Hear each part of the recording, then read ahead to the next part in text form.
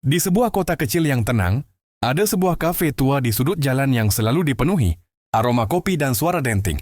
Cangkir yang saling beradu. Di sana, setiap sore, seorang wanita bernama Aisyah duduk di meja yang sama, di dekat jendela, tempat cahaya matahari senja jatuh dengan lembut ke permukaan meja kayu. Aisyah bukanlah wanita yang mudah membuka diri. Di balik senyumnya yang anggun, tersimpan pengalaman panjang tentang kekecewaan, kehilangan dan hati yang pernah terluka. Namun hari itu berbeda. Di hadapannya duduk seorang pria bernama Farhan, seseorang yang perlahan masuk ke dalam hidupnya tanpa paksaan, tanpa drama, dan tanpa tuntutan berlebihan. Awalnya Aisyah hanya menganggap pertemuan mereka sebagai kebetulan. Tetapi seiring waktu, ia mulai merasakan sesuatu yang jarang ia rasakan sebelumnya, rasa aman. Tanda pertama terlihat dari caranya berbicara. Biasanya Aisyah memilih kata-katanya dengan hati-hati, seolah takut disalahpahami. Namun kini ia berbicara lebih bebas. Ia tertawa tanpa menutup mulutnya, bercerita tentang masa kecilnya, tentang mimpi-mimpinya, dan bahkan tentang ketakutannya. Suaranya tidak lagi tegang. Ada kelembutan yang mengalir alami. Farhan mendengarkan tanpa menyela, tanpa menghakimi. Dan disitulah Aisyah merasa terhubung.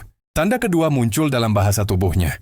Dahulu, Aisyah sering duduk dengan tangan terlipat, tubuh sedikit condong ke belakang, seolah membangun tembok tak kasat mata. Kini, ia condong ke depan, matanya berbinar, dan jemarinya sesekali menyentuh cangkir kopi seolah mencari kehangatan. Ia tidak lagi menutup diri, ia membuka ruang.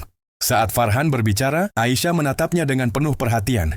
Bukan tatapan kosong, tetapi tatapan yang syarat dengan rasa ingin memahami. Ingin mengenal lebih dalam. Ada kenyamanan dalam cara ia menatap. Seolah hatinya berkata, "Aku percaya padamu." Tanda ketiga terlihat dari emosinya yang lebih jujur.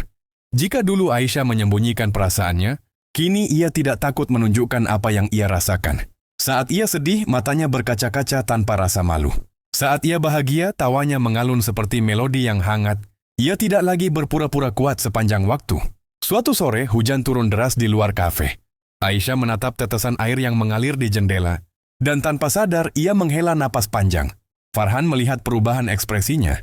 "Ada apa?" tanyanya lembut. Aisyah terdiam sejenak. Doflo ia mungkin akan menjawab, "Tidak apa-apa." Tetapi kali ini ia berkata jujur, "Aku teringat masa lalu, tentang seseorang yang pernah aku cintai, tetapi pergi tanpa penjelasan."